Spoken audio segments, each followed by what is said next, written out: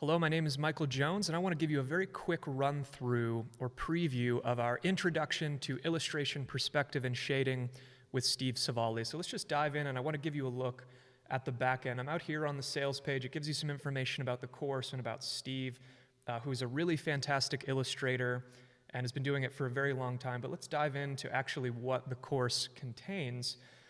We begin with a bit of tools overview, right? We want you to see all the tools that he uses, from the hard and soft pencils, talking about the erasers, how you're going to get different values from different tools to do from light to dark shading within your work.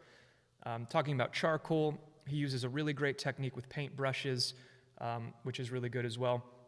Then you're going to go through 3 weeks of perspective drawing. One of the big takeaways we want people to have from this class is a rock-solid understanding of the technical approach to perspective drawing, or creating artwork with proper perspective, right? It's something that can be really difficult if you haven't done it before, but once you get the basics, I think you're going to be surprised at how simple the idea actually is. So within 1 point perspective, he's going to go through the basic technique. We're going to go through how you measure depth in Z space, right? So you know how far objects should be apart. And then just a series of demos, kind of hitting home on this point, setting your horizon line, doing the vanishing point, and all the things you can do with that. In week 2, you're going to do some 2-point perspective drawing, which just takes 1 point and adds another point, and the technical setup and how that should work.